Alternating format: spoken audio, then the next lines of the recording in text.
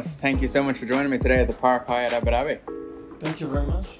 Thomas, I'd love to just kick in with a little bit about yourself. You've had kind of an array of roles across different properties. Maybe you could just take us back to your very first role in hospitality and then how you've got to become where you are today. That's a long way. Okay, we can shorten it to 2 minutes. That's a long way. It's like 25 years old before. I start with an accident in this business because I'm a physician, which is like different thing, but life is like this, and so I end up in hospitality because of the military. In France at that time it was 1999. So at that time, military was compulsory in France, and I find a way to not do military, but at that time you could have done your military in some big company. So I joined Accor for the first time. So I started like this in this business and travel, and after you have a VP trusting you to be a GM. So I my first GM position I was like 29 or 30 years old. I was in France. After a few years of travel, I came back in France to take my first GM position and traveled back again to Morocco. I've been a lot in Morocco. It's a country I definitely in my heart. And Morocco, Tunisia, Egypt, France again. I to manage a super nice hotel in Paris. It's called Molitor, which is a huge pool in the center of Paris, amazing, just beside Roland Garros and the Parc des Princes. So like definitely wellness oriented with a football team, tennis player, and that was super nice. And I joined after that Movenpick in Marrakech for an opening when Accor bought Movenpick. And 2 years after, I joined Hyatt in Casablanca. Wow. An iconic place, super nice. And COVID hit. For everyone, it was difficult. And Hyatt proposed me to come here. So I'm very happy to come here 1 year and a half ago. And we're in Saadiyat Island. Maybe for those listening in Europe, can you kind of tell us a little bit about Saadiyat? Yeah, true. I mean, that's why my first surprise. I never went to. I went to UAE before for work, but definitely not as a tourist. And my first surprise was Saadiyat Island. I mean, we call Saadiyat here. I mean, among the team like the Maldives. It's a protected island with very few hotels, only 5-star hotel. There is just 5 hotels, so it's very few on 12-kilometer beach.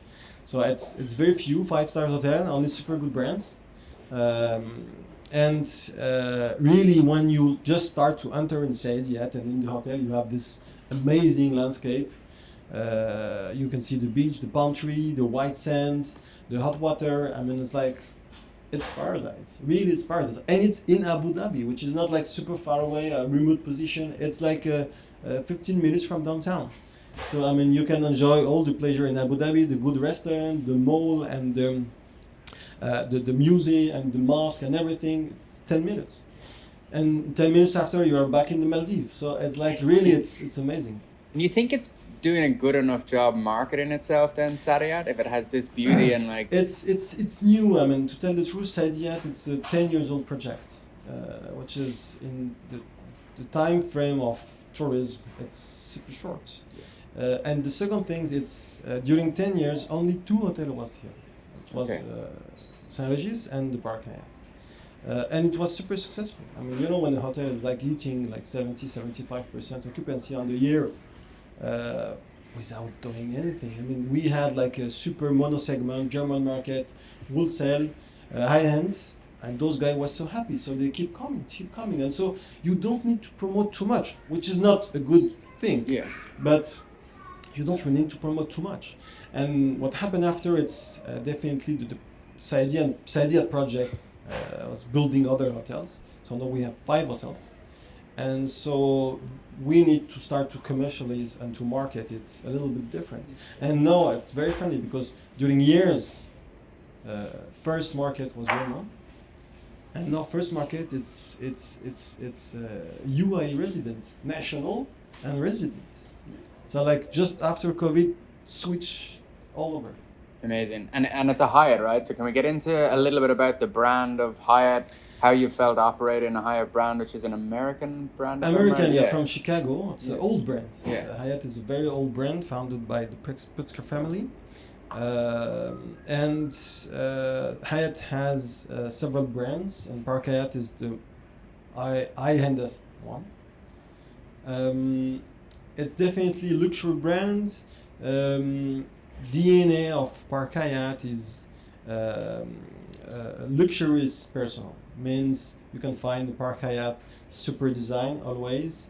You can find art, top-notch F&B, top-notch wellness. Really, we are, and mainly in this kind of resort, you know what, we are working a lot to, when our guests coming from all over the place, but they know what luxury is. Yeah. Okay, and they want definitely. And what is luxury? That's it's experience.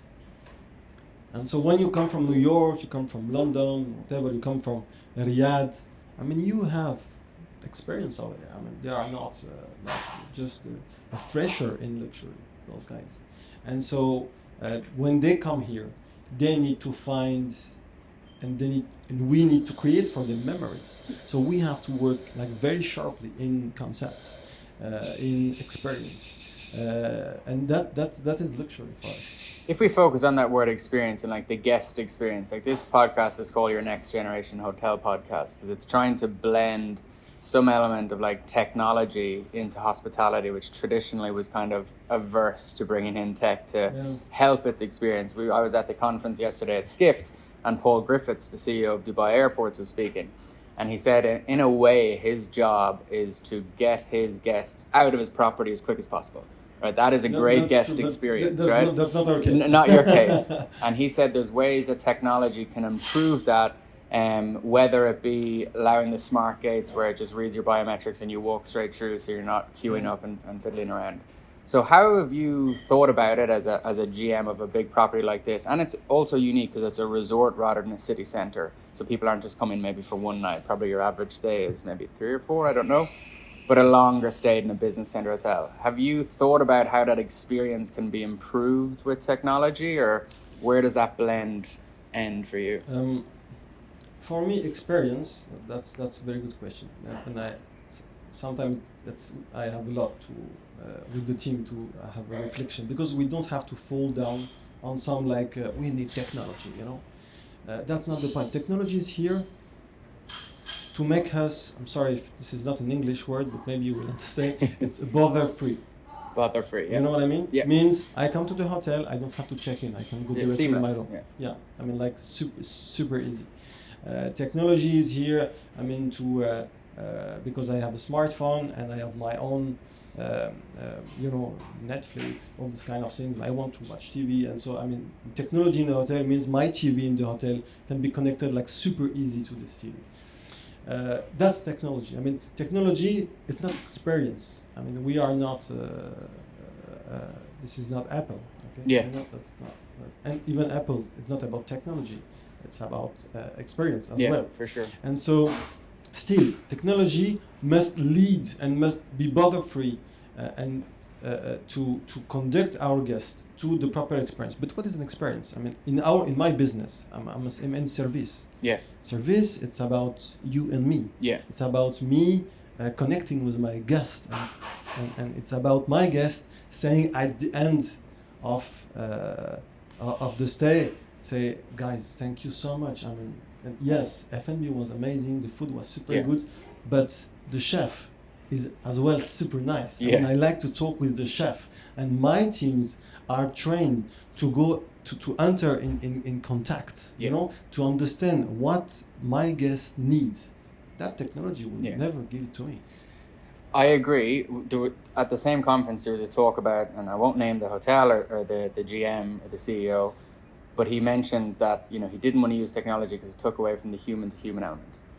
And I look at his TripAdvisor reviews, and it says it took 45 minutes to check in. So it's a very big hotel and a very famous That's exactly hotel what I'm in, saying. like, you know. So Exactly what I'm sometimes and I was actually talking to, who's coming on this podcast, Gerald Lawless, the CEO, who previous CEO of Jumeirah Group, and we were talking about how when you arrive at a front desk and someone's, you know, typing down on Opera and Opera's taking loads, that's not a good experience. Not a good experience. It's administration experience. Okay? Yeah. That's not good. That's exactly what I'm saying. Yeah. It's like to avoid hassle. Yeah. Technology is here to avoid hassle, which can help for experience after. For sure. You know, because if you are not hassling to anything, because everything is like super buzzer free, I mean, like super fluid. Yeah. Okay. I mean, you have time to sit and to discuss, to understand.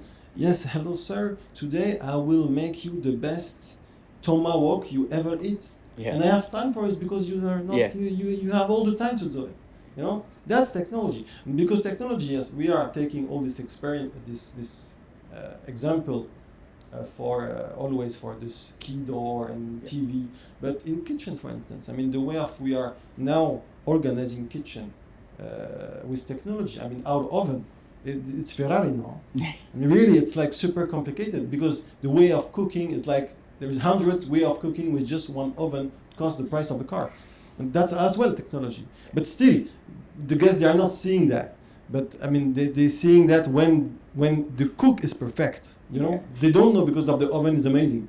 Yeah, I think it's having that conversation, right? Because, like, for example, when you go into a room and you have to pick up an iPad to open it up, to go in, to pull up the curtains or turn off the lights, when you could just do it, right, with your hands, much easier. Yeah. Whereas, like, room service, for example, I've always thought I'm coming back from a meeting, come back from gym, why can't I go on the phone and order room service? So when I arrive, it's there. Exactly. Right, yeah. So I think it's that blend of experience. I want to track back and just get your opinion, given you have the experience of both Hyatt and an Accor. And it's not in a pros or cons, but one is an American hospitality institution, the other is a European. Mm-hmm. What were kind of some of the differences you saw between how they approach hospitality? Because we have listeners from both the States and Europe. Really, I'm sorry for my answer, but there's no real difference. No real difference. No, I mean, they have their own style, they have their own DNA, but I mean, you know, Accor or Hyatt, they are brand collection. Accor are buying brands like crazy. I mean, but for me, it's a very good strategy because now what are our brand company? I mean, 20 years ago when I came into this business, they were definitely operating hotels. They were operating hotels, like renting hotels. 20 years after, and you know, and everyone had this like asset-free management. And so hotels are not belong to them anymore. So we have another now operator, which is the owner. And owning company, now since 20 years, are very good at operating hotels. And they are professional. And so for me, in the next 10 years, we will definitely see that we have brands will be super professional in marketing, in loyalty, in concept, in creativity, and we have owners running the hotel, professional for managing hotels, which is two different things. For sure. And you think that's a better operating model? Do you think if you're a franchisee of a head office and they're, you know, own and operating, are they further away from the property compared to an owner having more of an emotional attachment and a financial attachment? I don't know if it's better or not. It's what is happening. Okay. Second thing, it's happening like that, and it's if it's well managed, why is good for us? For me, for instance, owning company here is ADNH. This is very serious and very I don't know in English installé. We can translate the French thing. Yeah. Should we say the French word and put it up on the screen? It's like the real one in French. It's pignon sur rue, which is like they are here. I mean, like they are super well known. Present, well known, I mean, and super serious, and they know the business because they are into this business, and they are in the beginning of hospitality in Abu Dhabi since 30 years, and so they know the drill. But they are local. And our guests are mainly from all around the world. So what they need, and that's why there is a brand, they need marketing overseas. And so as a local entity, it's very difficult to be well known in America or in the United States or UK or so that's why the brand is, you know. And so I think it has to work with the association of the two entity, you know. That's very important. Can I ask on that front? So, as a manager of a big property like this, getting certain approvals for decision making quickly must be important for you. There must be nothing more frustrating than an email waiting for a week with no response. Have you found that when the owners are present and they're here, their reaction to responding compared to if you had to go back to like a head office in a different country?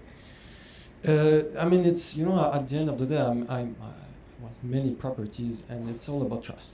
Okay, if there is no trust within the hotel or within the owner and the hotel, or the hotel and the brand and the owner, which is like this triangle always. Okay, trust has to be at the center of this triangle, and if there is trust, it's quick. If there is no trust, it's super long, and if it's super long, it's not successful. Yeah. If we can kind of come back, we talked about experience, and like I've always found that what delivers the best experience is the people that work here, and we've had the pleasure of meeting your great colleague over there, Zan, who's amazing as well, and like one representative of the property, and for you the team must be the most important thing. Yeah. How have you found two things?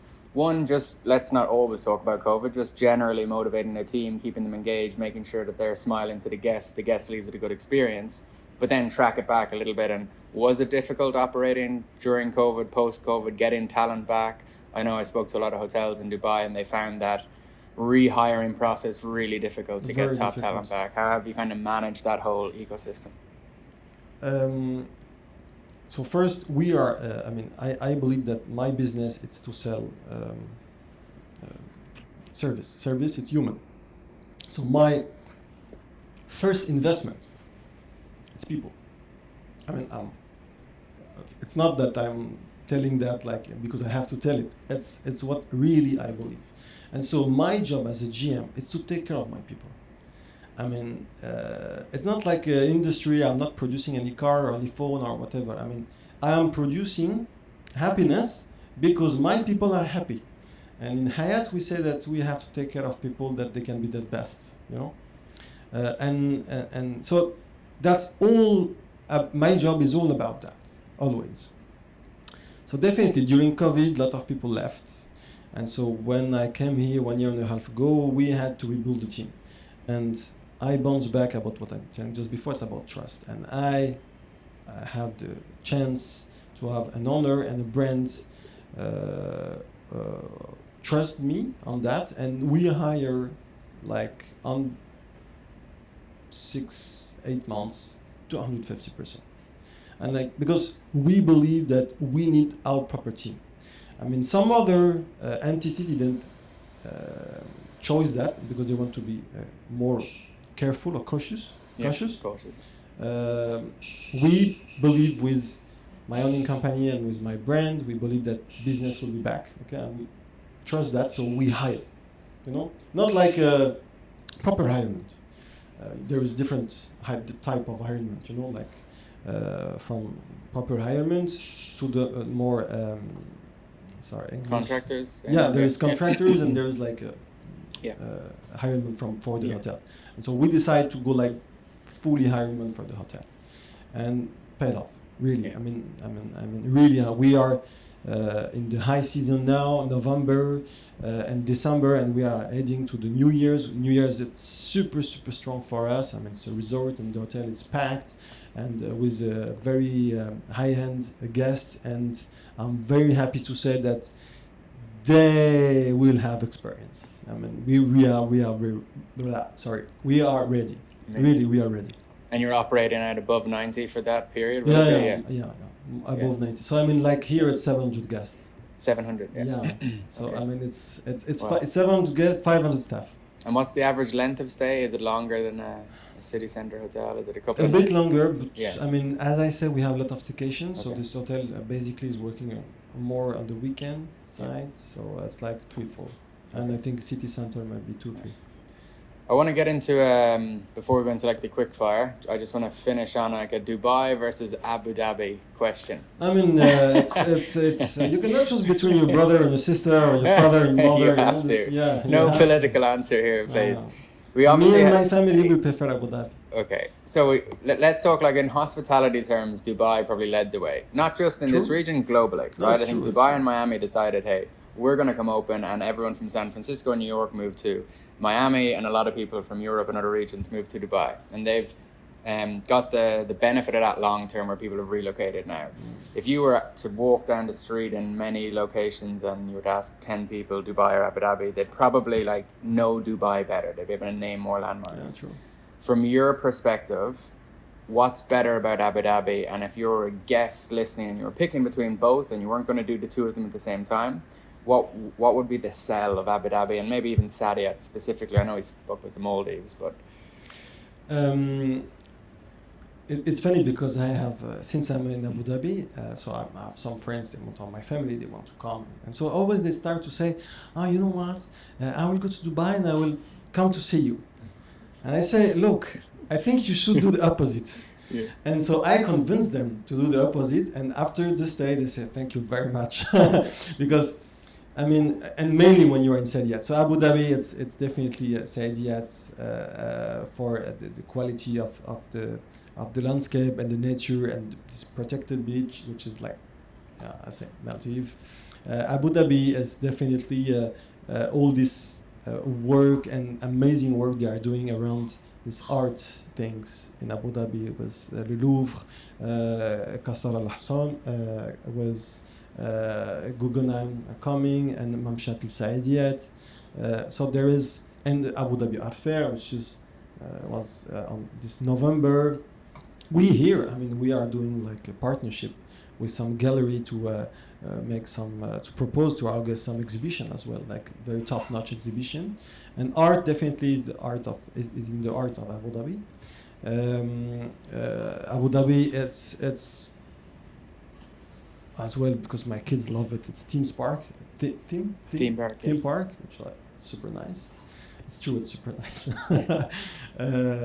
And Abu Dhabi is as well into a lot of events. I mean, we are working with Roseanne closely with DCT, which is the entity in charge of culture and tourism. And it's like the program in 2023 for shows and concert and animation, entertainment all around the city is just amazing. So, I love Dubai, but my art is in Abu Dhabi. Okay, amazing. We'll go into a quick fire now. I just want to kind of, if there is anything you wanted to say, I'm assuming it's getting back to business as usual, but is there any major plans for yourself and Park Hyatt here at Saadiyat for the foreseeable, or is it really just getting back to consistency again after a rocky few years? I think if we consider Q4, it's very consistent for us. Budget 23 is very consistent and very, very optimistic to do that. As we say, inshallah, it's important. But all my team is here to work and just to be back on track. That's what. But I think it's back on track, but still it's a different cycle, which is back on track but a bit different. When you look at the segmentation of the hotel, it's different. Okay, definitely different, but it's still working. Perfect. Well, listen, just a bit of fun to end on it. So, a couple of quick fires if you can pick it. So, if you were to pick a sun holiday or a snow holiday, what's your preference? Me? Yeah. Snow holiday. Snow skiing. Yeah. I assume. Yeah, skiing. I'm definitely. Any favorite places? La Clusa in France. Amazing. Has there been a favorite hotel, and it doesn't have to be a Park Hyatt, it doesn't have to be an Accor, has there been and it doesn't have to be anything magical, it could have been the experience like we talked about earlier. Is there anything that like rings true if you think about, wow, that was just an amazing weekend, an amazing night, an amazing week? Any hotel out there in the world that... there is a few, and for instance, I worked in this hotel in Paris called Molitor, which is one of workplace, one of the best. So funny. So you can do everything. They're so open-minded. It's super cool. This hotel is very nice as well, definitely. And that's called? Molitor in Molitor, Paris. okay. Molitor. Molitor. It's Accor brand. It's like M Gallery by Accor, by Sofitel, but it's like very very specific. Last year I went to Lila Palace in Delhi, which was a very traditional palace, but like well done. Okay. Like well done. I have like Royal Mansour in Marrakesh. It's like super luxury, and it's like Royal Mansour in Marrakesh learned me that you can do absolute luxury